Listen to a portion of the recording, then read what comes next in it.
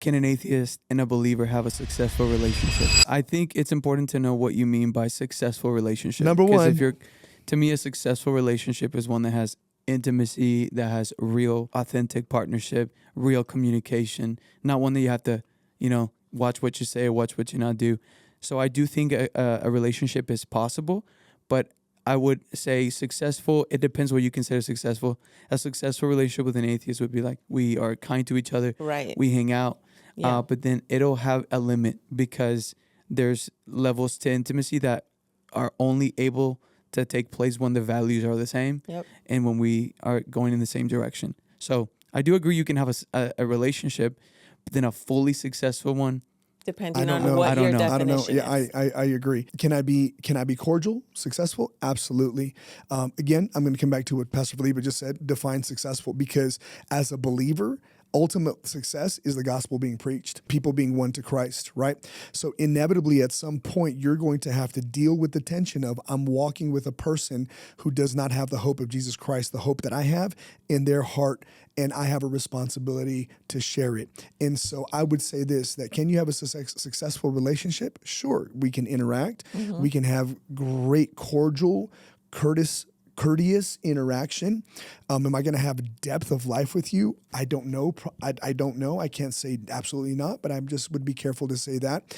And also, this is going to be probably a bit of a scandalous take, but inevitably, relationships like that are also successful if they're one to Christ, or if they just separate, because it's like, how can I have fellowship if we're not walking in the same direction? I do think the success is as you're in this friendship that you can have the conversation. Well, I would be careful calling it friendship. yeah, Because to be a friend with the world is to be an enemy of Christ, Okay. is what the scripture says.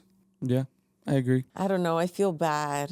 Well, Yeah, I don't feel bad. I feel that's what I the feel text. like I feel a responsibility to be in proximity with people who, okay, say I oppose Jesus, but what if you're that one person that can show them who Jesus is and bring them to the cross and understanding? So I do feel that responsibility of proximity.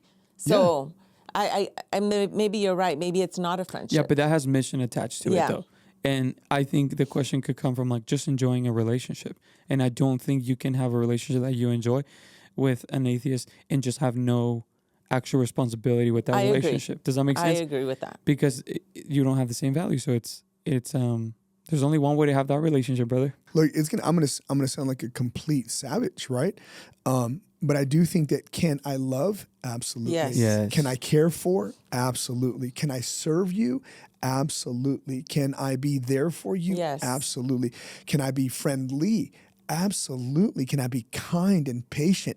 Absolutely. Should I? That's what I mean. Always. Should I? Yes. Every single time. Every time. But there's a pressure that comes with being quote unquote friends, that if you're my friend, you have to line up like I line up. You have to have my back. And there has to be a real clear understanding and a drawing of boundaries and expectations to say, hey, we're going to have a successful interaction here. Yeah, I agree.